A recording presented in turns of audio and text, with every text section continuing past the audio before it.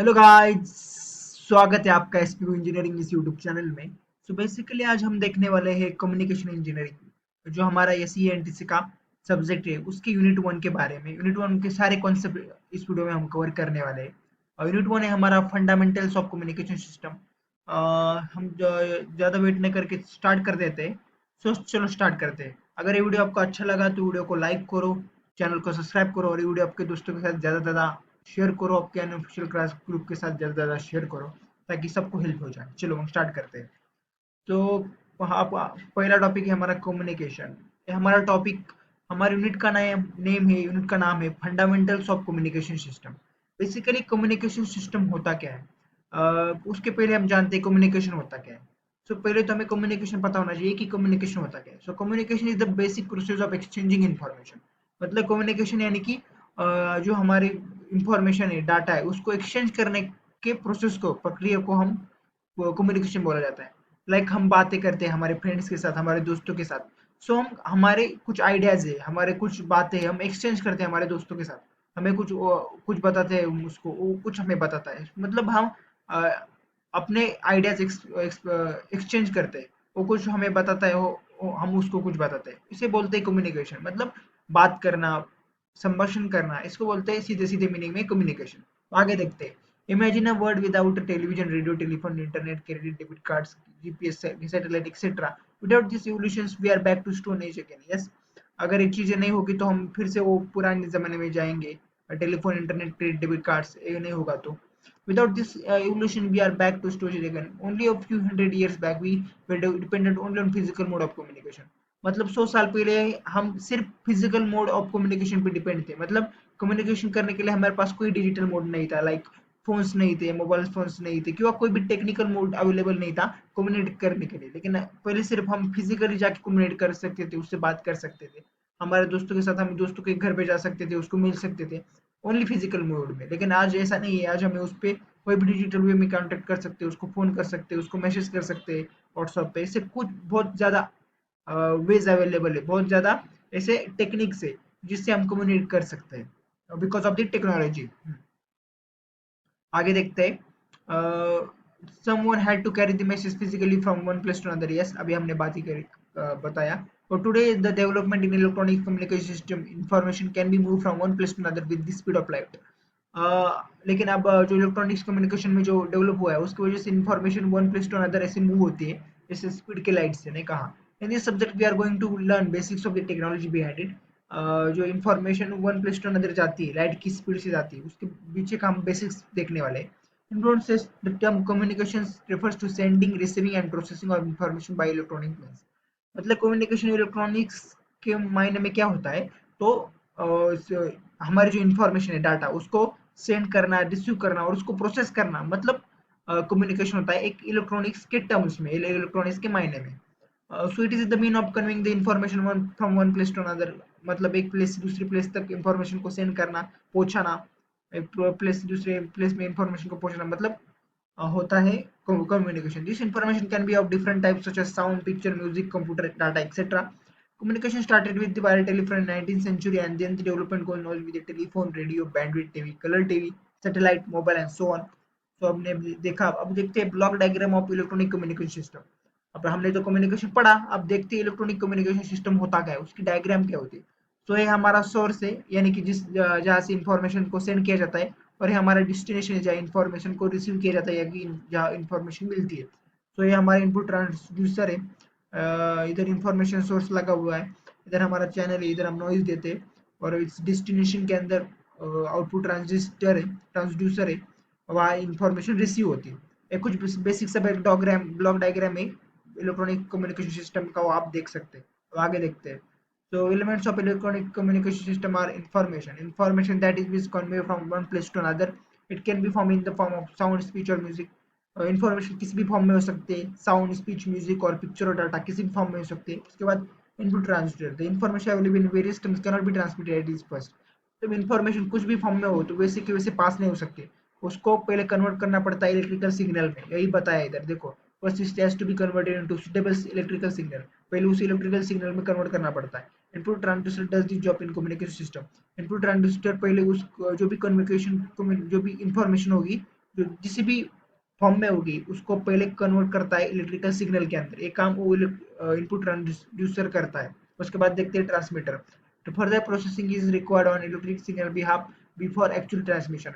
हमें actual transmission होने के पहले कुछ प्रोसेस करनी पड़ती है। एग्जाम्पल एम्प्लीफिकेशन मॉड्यूलेशन करना पड़ता है सिग्नल का, so that it can be transmitted over long distance.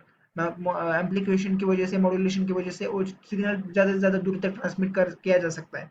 For performing this operation, SON consists of electronic circuits such as amplifier, mixer, oscillator, power amplifier, etc. ये सब और ऑपरेशन करने के लिए बहुत ज़्यादा कंपोनेंट होते हैं, जैसे कि electronic circuits, amplifier, mixer, oscillator, power amplifier etcetera. अब देखते हैं channel. The communication channel the medium used for the transmission of signal from one place to another. Channel क्या होता है? चैनल एक ऐसा मीडियम होता है, एक ऐसा माध्यम होता है जहाँ से signal one place to another pass होता है। It can be conducting wires, coaxial cables, optical fibres और जस्ट एन एटमॉस्फेयर। चैनल कुछ भी हो सकता है, कंडक्टिंग वायर्स हो सकते हैं, कोशियल केबल्स हो सकती है, और कोई भी ऑप्टिकल फाइबर या वायर हो सकती है जिसके जिसकी वजह से सिग्नल वन प्लेस से दूसरे प्लेस तक पहुंच सके, कम्युनिकेट हो सके। Depending upon the type of channel used, two type of communication systems exist. भाई किस टाइप का हम चैनल यूज करते हैं, उस पे ऊपर दो कम्युनिकेशन सिस्टम के टाइप डिपेंड करते हैं, वायर कम्युनिकेशन या लाइन कम्युनिकेशन। मतलब हमने सीधा एक वायर यूज की, मतलब एक फिजिकल वायर यूज की, फिजिकल मोड यूज किया, तो उसको बोलते हैं वायरलेस, सॉरी वायर कम्युनिकेशन। मतलब हमने उसके वायर के माध्यम से कम्युनिकेट किया दो डिवाइस के बीच में, दो प्लेसेस के बीच में वायर के यूज से हमने कम्युनिकेट किया, उसको बोलते हैं वायर यूज करने की वजह से उसको बोलते हैं वायर कम्युनिकेशन और लाइन कम्युनिकेशन। उसके बाद है वायरलेस और रेडियो कम्युनिकेशन, जहाँ की कोई फिजिकल मोड का यूज नहीं किया, वायरलेस कम्युनिकेशन होता है। या कि मतलब फॉर एग्जांपल वाईफाई, जिसके अंदर कोई फिजिकल कम्युनिकेशन नहीं है, सिर्फ दो डिवाइस को हमने कनेक्ट किया, मतलब उसके अंदर कोई फिजिकल मोड, वायर, केबल का यूज नहीं किया। अब देखते हैं noise. Noise is an unwanted electric signal which gets added to the transmitted signal when it is traveling through channel. Noise क्या होता है? एक अनवांटेड इलेक्ट्रिक सिग्नल होता है जो ऐड हो जाता है जब ट्रांसमिटेड सिग्नल ट्रैवल होता है चैनल थ्रू। तो नॉइज कब आता है? तो नॉइज इंट्रोड्यूस होता है जब ट्रांसमिटेड सिग्नल जाता है रिसीवर की तरफ, जाने के लिए कम्युनिकेट करता है, तब वो नॉइज आ जाता है। So noise degrades quality of signal. Noise की वजह से सिग्नल की क्वालिटी जरा खराब हो जाती है। One sided it cannot be removed completely, but its effects can be reduced by using various techniques. एक दो बार नॉइज आ गया तो उसे कंप्लीट नहीं रिमूव करना, उसे कंप्लीट नहीं निकालना बहुत मुश्किल हो जाता है, लेकिन उसके इफेक्ट्स हम कम कर सकते हैं, उसके नॉइज के परिणाम हम कम कर सकते हैं बहुत सारा विविध टेक्निक्स यूज करके। अब आगे देखते हैं receiver. The signal must be received from channel and exact opposite processing is required on receive signal to get original electrical signal back. This task is performed by receiver. For this an RX consist of electronic circuit. Receiver के लिए बहुत ज्यादा component use होते हैं, like mixer, oscillator, detector और demodulator, amplifier etcetera, to transistor. The electric signal available at the output of the receiver need to be converted back into the original format by output transmitter. Electrical signal जो receiver के output में receive होता है उसको original format में convert करने के लिए आउटपुट ट्रांसड्यूसर का यूज किया जाता है। For example loud speaker, picture table, display etcetera. अब देखते हैं इलेक्ट्रॉनिक कम्युनिकेशन सिस्टम के कौन कौन से टाइप है।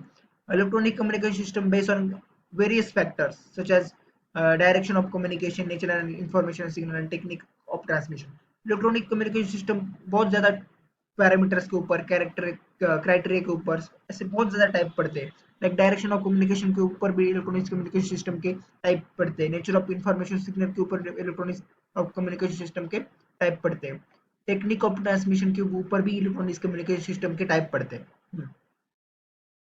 अगर आपको हमारा मेरी टीचिंग अच्छी लगी तो एक वीडियो को लाइक कर देना।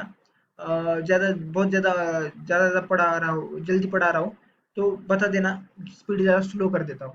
Out of all this various methods we are going to focus on wire, wireless, full duplex analog communication using modulation technique. Following chart show detailed classification of electronic communication system. Electronic communication system का पूरा chart दिखा देता है उसके type को, ये आप देख सकते हैं। एक मिनट। हाँ, ये आप देख सकते हैं इलेक्ट्रॉनिक कम्युनिकेशन सिस्टम का पूरे डायरेक्शन के बेस पे ऊपर ये टाइप है। Simple system, half duplex system, full duplex system. Information के ऊपर दो टाइप पड़ते हैं, analogue communication, digital communication. Technique use के ऊपर दो टाइप पड़ते हैं, base band transmission, pass band और transmission using modulation. Continuous wave system के ऊपर 2 टाइप पड़ते हैं, amplitude modulation and angle modulation.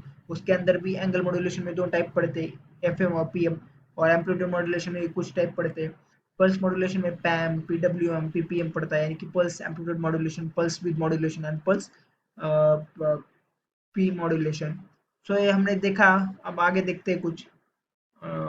इसको जरा सही करना पड़ेगा। सो एनालॉग और डिजिटल मैसेज को होता है, message signals can be analog और डिजिटल। एनालॉग सिग्नल्स और messages are characterized by data whose values vary over a continuous range of design for a continuous range of time।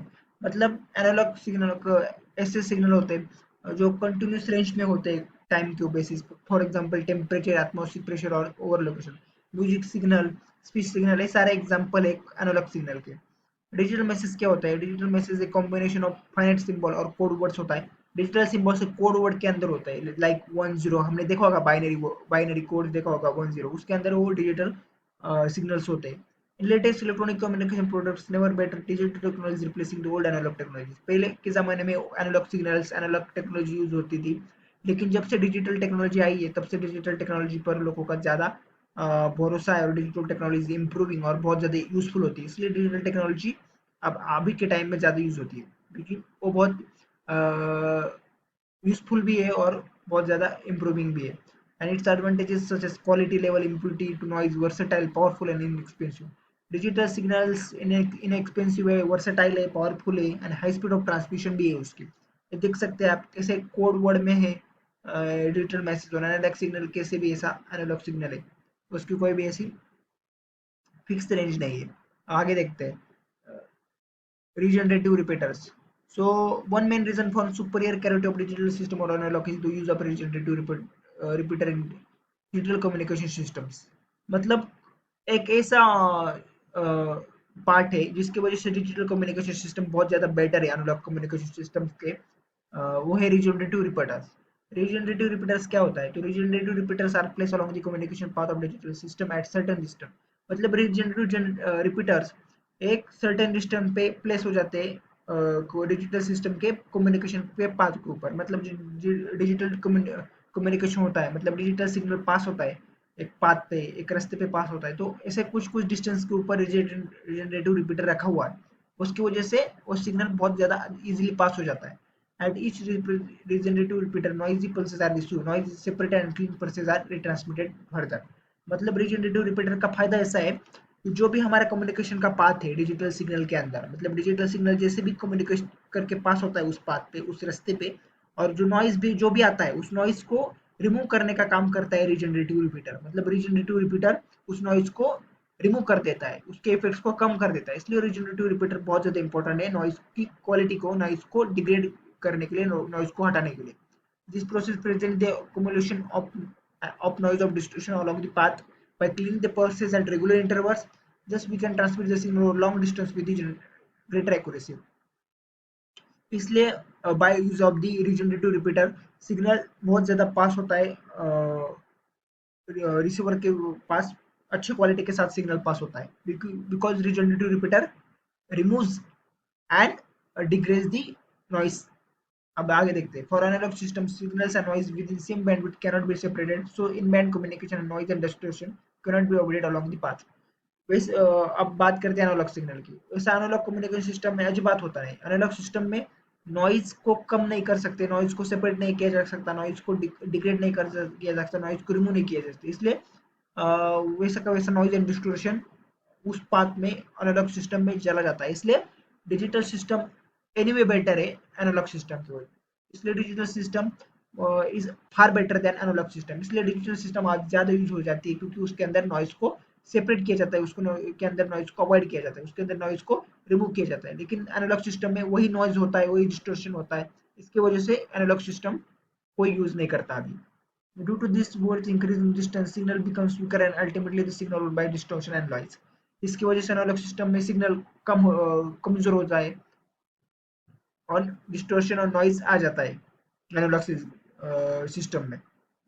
is buried beyond recognition consequently the distance over which an analog message can be successfully received is limited। Despite of this limitation, analog communication is still using AM and FM radio broadcasting।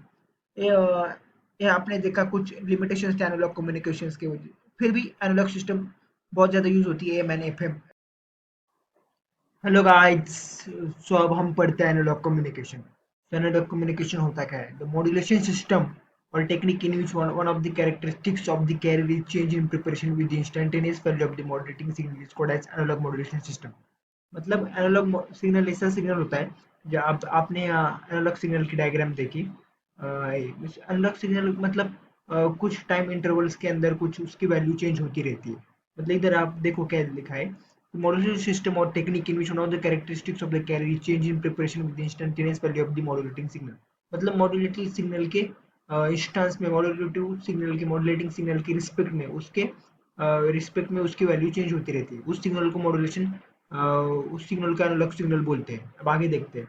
In if the carrier is a sinusoidal signal then its amplitude frequency or phase is varies in accordance with the modulating signal to obtain amplitude modulation, frequency modulation or phase modulation respectively।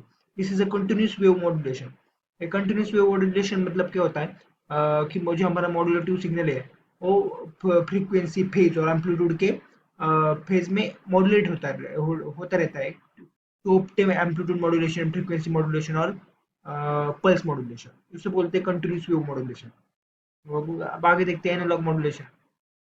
Analog modulations can be pulse modulation if carrier is in the form the rectangle pulses. Here amplitude, width or position of the pulse can be varied in accordance with the modulatory signal to give PAM, PW or PPM। अब आगे देखते हैं। Analogue communication used in radio, TV और broadcasting.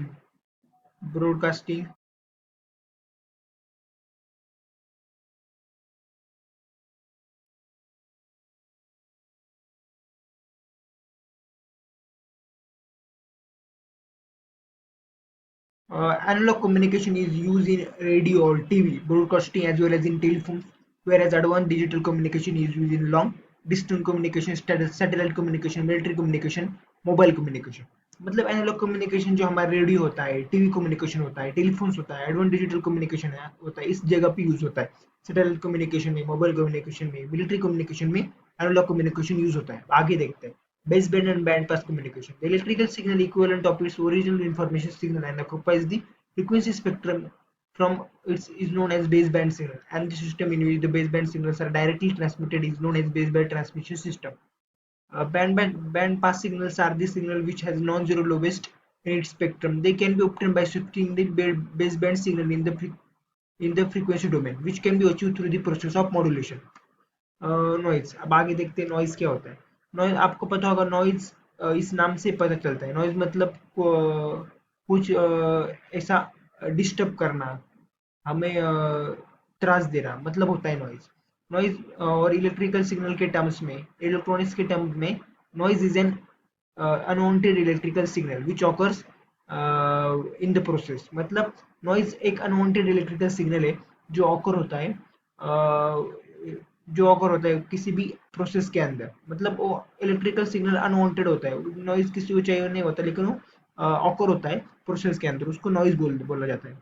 Sources of noise. Noise के दो sources होते हैं, like internal noise and external noise. So internal noise में कुछ ए टाइप्स है और एक्सटर्नल नॉइज में एक कुछ टाइप्स है। सो वन बाय वन हम सब देखते हैं। सो इंटरनल नॉइज में thermal noise, short noise, partition noise, flicker noise, bass noise, adventure noise आता है। तो एक्सटर्नल नॉइज में natural noise, man made noise ही आता है। सो एक्सटर्नल नॉइज में atmospheric noise, industrial noise, extraterrestrial noise में सोलर नॉइज और कॉस्मिक नॉइज आता है। सो आगे देखते हैं इंटरनल नॉइज होता क्या है। This type of noise is generated internally in the circuit. ये नॉइज इंटरनली जनरेट होता है सर्किट के अंदर। Electronics components such as register, diodes and transistor produce noise. जो इलेक्ट्रॉनिक कंपोनेंट्स होते हैं हमारे, register, diodes and transistor, noise को प्रोड्यूस करते हैं। आपने देखा होगा। Although this is a low level noise, it can interface with weak signal. The internal noise is found to obey certain laws, and hence it is possible to design circuit in which the effects of noise are minimized। Such noise as such noise is random, easy to observe and describe statistically। आगे देखते हैं thermal noise. Thermal noise को Johnson noise भी बोला जाता है, क्योंकि Johnson scientist ने इस नॉइज को इन्वेंट किया था। The noise generated within an conductor due to the rapid and random movement of electrons because of thermal radiation. Thermal noise मतलब क्या होता है, आपको पता होगा कि जो हमारा जो पूरा एटम्स होता है उसके अंदर इलेक्ट्रॉन्स की मूवमेंट्स होती है। सो इलेक्ट्रॉनिक्स के मूवमेंट्स से की वजह से जो नॉइज प्रोड्यूस होता है उस नॉइज को थर्मल नॉइज और जॉनसन नॉइज बोला जाता है। मतलब जो हमारे इलेक्ट्रॉनिक्स जो किसी भी, आपने देखा होगा करंट फ्लो होता है, जो हमारे घर में इलेक्ट्रिसिटी आती है, इलेक्ट्रिसिटी यानी कि क्या, फ्लो ऑफ इलेक्ट्रॉन्स।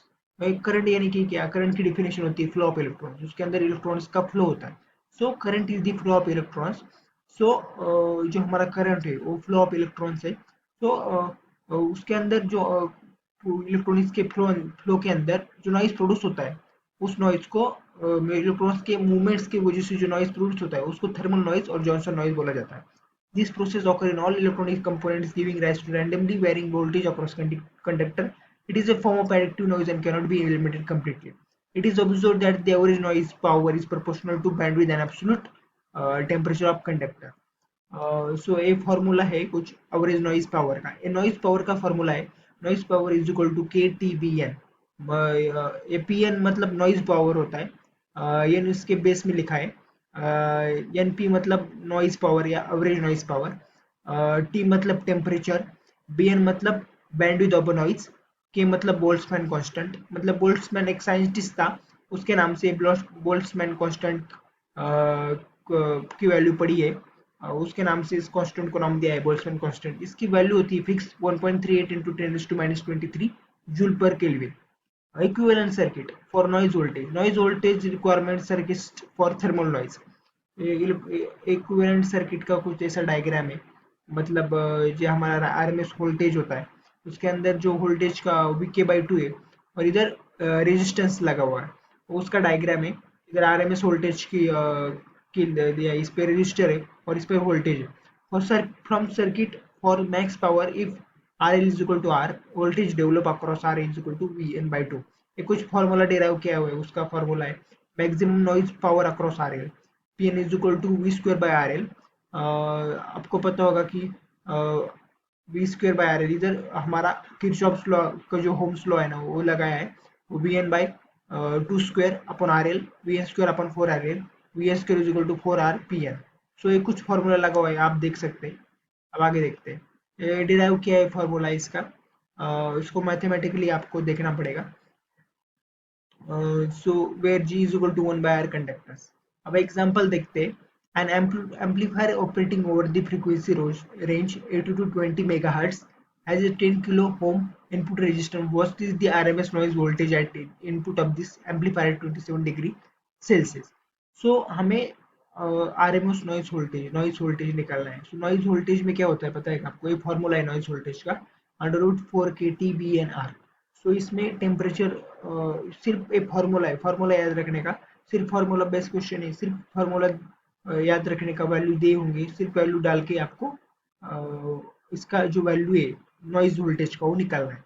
सो 4 के की मतलब बोल्ट्जमैन कांस्टेंट अभी देखा था हमने, बोल्ट्जमैन कांस्टेंट की फिक्स वैल्यू होती है 1.38 into 10⁻⁻23 जूल, ये डालने की।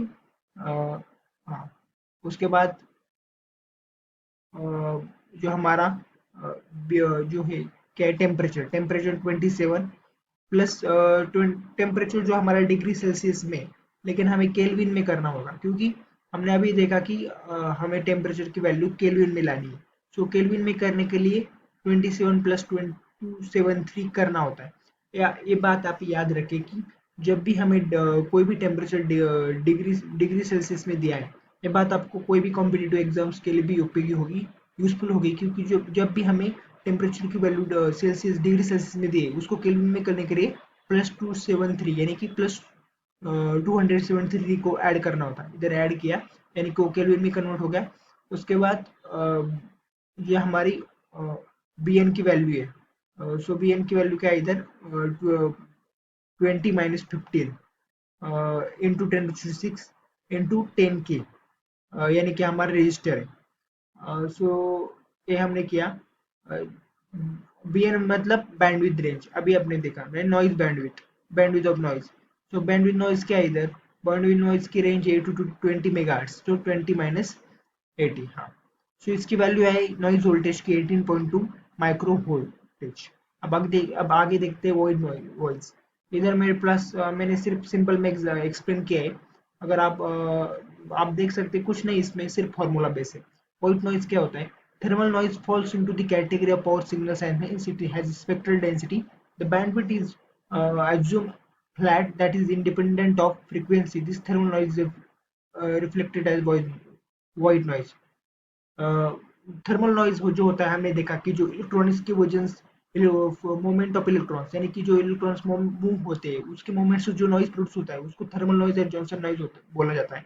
वो पावर सिग्नल के कैटेगरी में आता है और उसकी स्पेक्ट्रल डेंसिटी होती है। लेकिन जो हमारा थर्मल नॉइज है उसको ही हम व्हाइट नॉइज बोला जाता है। मतलब व्हाइट नॉइज और थर्मल नॉइज अलग अलग नहीं है, थर्मल नॉइज को ही व्हाइट नॉइज बोला जाता है। The bandwidth is assumed flat independent of frequency. So white noise मतलब ही thermal noise है। White noise contains all frequency components in equal proportion and have Gaussian distribution and have flat spectral density over wide range of frequency. तो इधर आप formula देख सकते हैं, speed of n0/2 for all where n0 is equal to kT। K मतलब Boltzmann constant, T मतलब equivalent noise temperature. आप आगे देखते हैं autocorrelation frequency of NPSD forms FTPR। ये कुछ आप देख सकते हैं इधर न्यूमेरिकल है, इजी है। सिर्फ Fourier transform, inverse Fourier transforms लगा हुआ है, ये बताए। अब आगे देखते हैं, हम थेरी थेरी पढ़ते हैं, न्यूमेरिकल आपको इसके नोट्स मिल जाएंगे। Noise analysis of the communication system uses white noise (WGN) as the reference, and the white noise is used as the tool for noise analysis. It is produced due to the short effect in all active devices. Short noise क्या होता है देखते हैं। Normally it is assumed that this current in an electronic device under direct condition is constant, but actually number of electrons and holes vary, producing fluctuation. Thus the noise caused by random variations in the arrival of electrons or holes in all active devices is referred as short noise. The current carriers are not moving in continuous steady flow, causing short noise, which is randomly varying and superposed onto signal. मतलब जो short noise होता है जो current की वजह से acore होता है। मतलब जनरली हमें ऐसा एज्यूम करते हैं इलेक्ट्रॉनिक डिवाइस के अंदर करंट जो हमारा डीसी कंडीशंस के अंडर हमारा करंट कांस्टेंट होता है।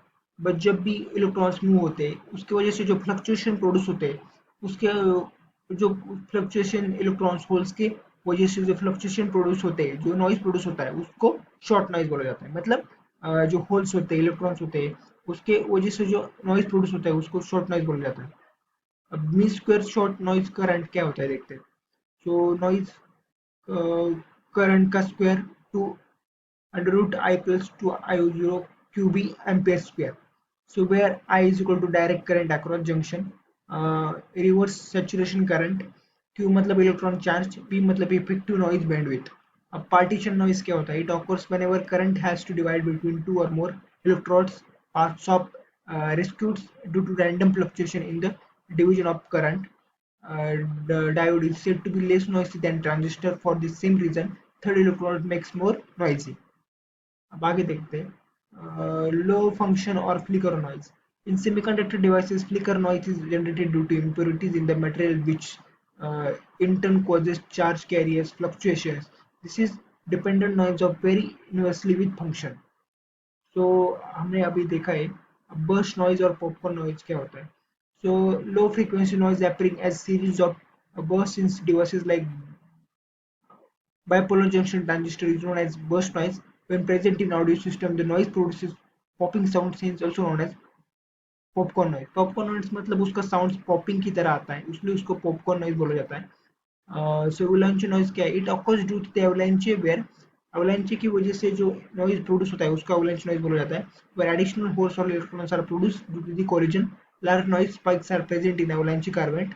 एवलांचे breakdown takes place in reverse bias p-n junction where the holes and electrons in depletion region gain sufficient energy to ionize atoms by collision. This produces more holes and electrons which ultimately leads to avalanche. आगे देखते हैं noise calculation. Noise calculation को कैसे किया जाता है? Equivalent noise of resistor in series and parallel. तो Vn square is equal to Vn square plus Vn2 square। ये नॉइज वोल्टेज है, मतलब नॉइज वोल्टेज का square is equal to noise voltage 1 का स्क्वायर प्लस नॉइज वोल्टेज 2 का square. इधर ये हमारा फॉर्मूला है जो हमें नॉइज वोल्टेज निकालने के लिए जो फॉर्मूला अभी देखे थे वो डालना है फर्स्ट वन के लिए, फर्स्ट रजिस्टर के लिए एंड सेकंड रजिस्टर के लिए। अब ये नॉइज वोल्टेज का स्क्वायर और नॉइज वोल्टेज का जो फॉर्मूला है उसके अंदर 4 kb को 4 kb हमने बाहर निकाला. सो गाइस चला बघूया नॉइज कॅल्क्युलेशन्स काय असते ते. सो हम देखते हैं अभी नॉइज कॅल्क्युलेशन्स के बारे में.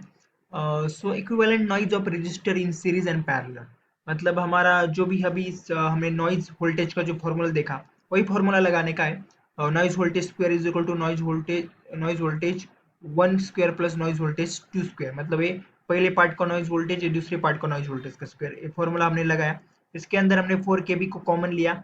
T1 R1 मतलब हमारा रजिस्टर और जो हमारा ट्रांजिस्टर है उसके एडिशन की T1 R1 plus T2 R2, ऐसा हमने किया. उसके बाद noise voltage square is equal to 4 kb R1 plus R2, that the resistor in series at same temperature behave as a single resistor.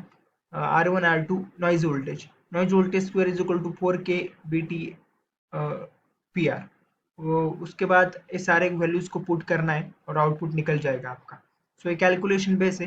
अब आगे एक क्वेश्चन देखते हैं. चलो आप ये देख सकते हैं, इसका कुछ नहीं, सिर्फ इजी कैलकुलेशन है, इजी मैथ्स है. ये देख सकते हैं आपने, सिर्फ इधर R1 is parallel is equal to R2, मतलब ये हमारा जो इक्विवेलेंट की प्रॉपर्टी नहीं क्या, R1 इधर क्रॉस मल्टीप्लीकेशन हुआ है R1 R2 और R1 प्लस R2 नीचे का एडिशन. अब आगे देखते हैं. Three registers of 10K, 2.22K and 33K are at uh, room temperatures 27 degrees Celsius for bandwidth of 100 kilohertz. Calculate the thermal noise generated by each resistor. Three registers in series, three registers in parallel. So K की value है हमारी 1.38 into 10 raised to minus 23 coulomb joule पर kelvin. So हमारी ए हमारी जो है के की वैल्यू है, मतलब हमारा के मतलब जो हमारा थर्मल नॉइज का जो था ना, अभी देखते हैं. बोल्ट्जमान कांस्टेंट है ना हमारा, बोल्ट्जमान कांस्टेंट की वैल्यू है. तो हमने अभी देखी बोल्ट्जमान कांस्टेंट की वैल्यू. अब आगे देखते हैं. सो बोल्ट्जमान कांस्टेंट की वैल्यू, हाँ, बोल्ट्जमान कांस्टेंट की वैल्यू है 1.38 इंटू 10 to -23 जूल पर कूलम. उसका टेम्परेचर है, टेम्परेचर दिया है डिग्री सेल्सियस में, उसका केल्विन में किया 27 प्लस 273 इज इक्वल टू 300. उसका केल्विन के अंदर टेम्परेचर होगा 300 केल्विन. उसके बाद बोल्ट जो बैंडविड्थ है हमारी वो 100 K की है. तो आप ये देखते हैं नॉइज वोल्टेज वन का फॉर्मूला लगा है, ए वाला formula.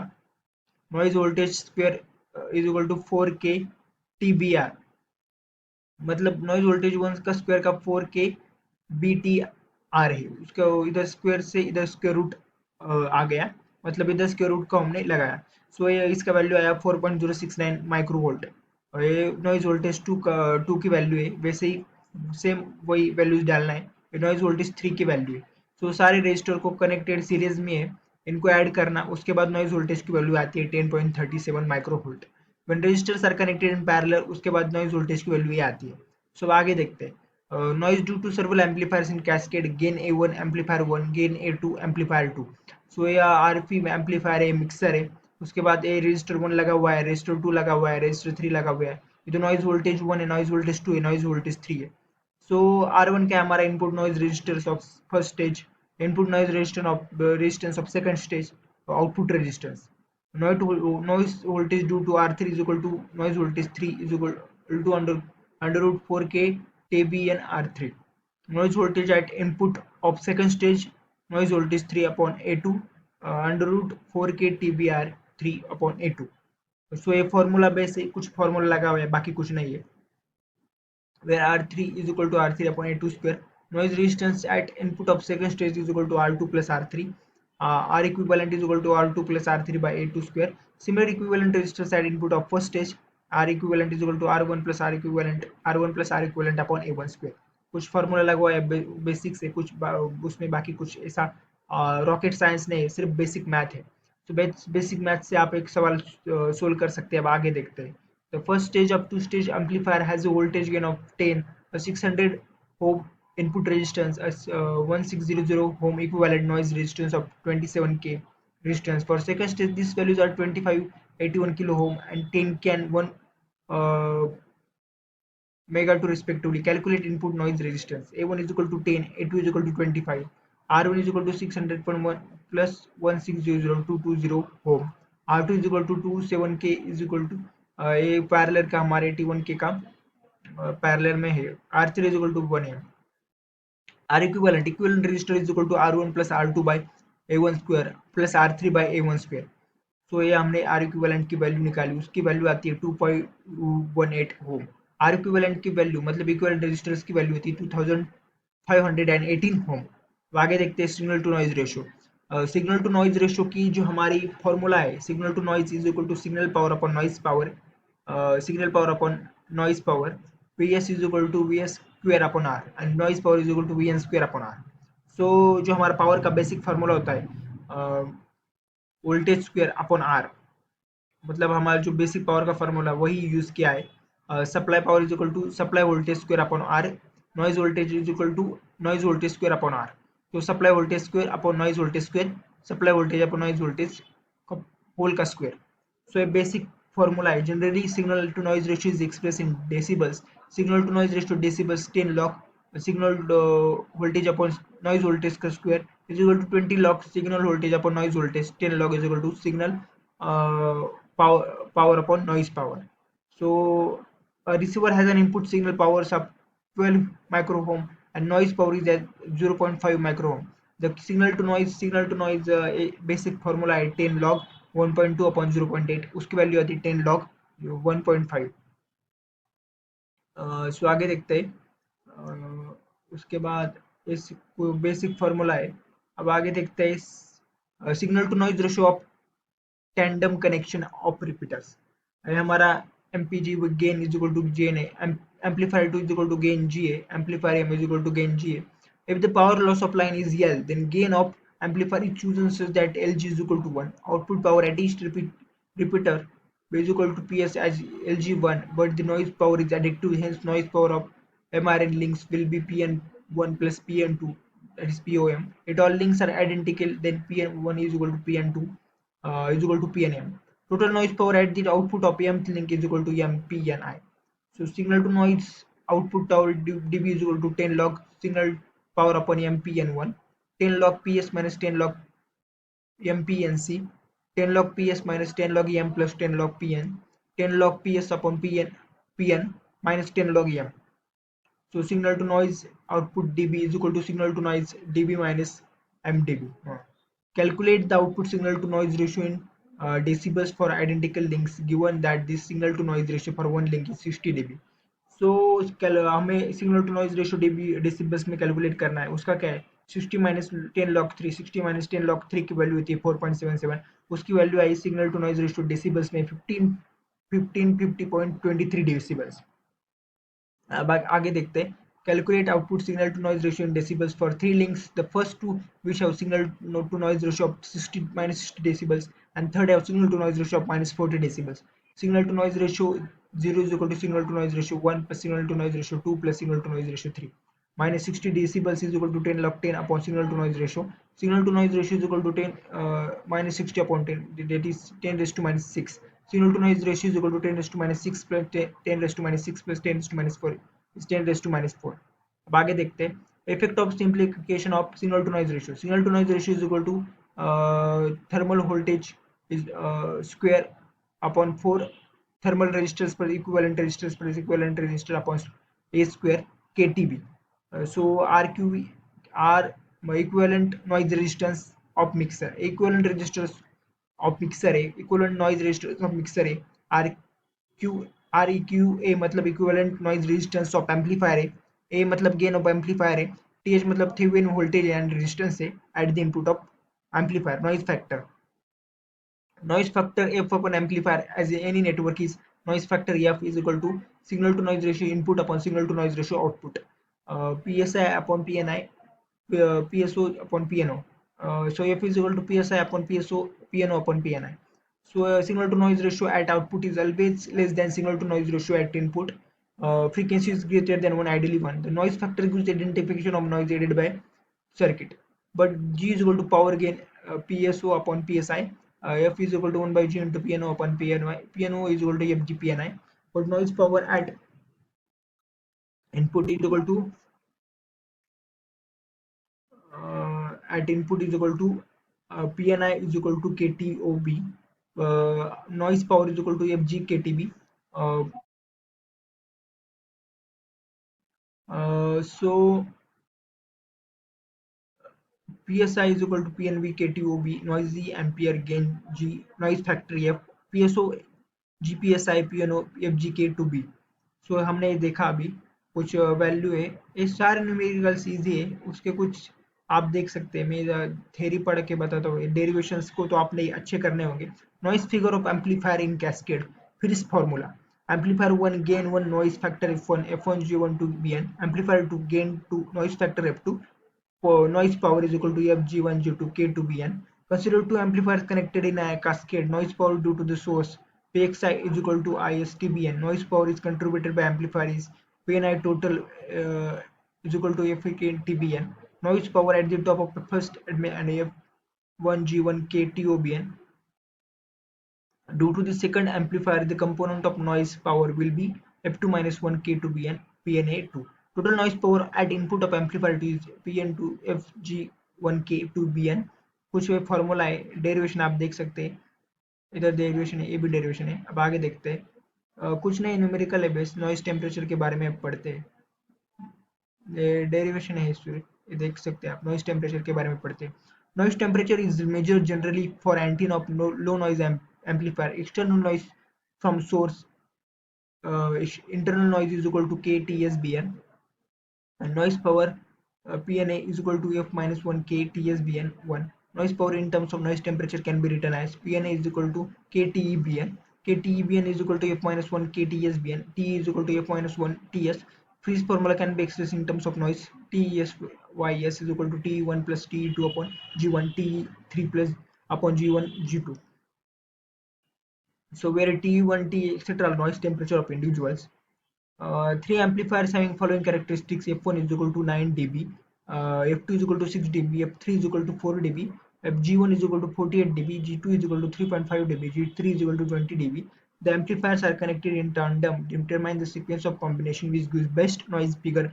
Refer to input. Calculate low or noise figure and equivalent noise temperature. 9 dB is equal to 7.94, 6 dB is equal to 3.98, 4 dB is equal to 2.51, 45 dB is equal to 3095.73, 35 dB is equal to 3162.27, 20 dB is equal to 100. Signal to noise ratio at output is always less than that at input. Hence we can show this all cascade in increasing order of gains.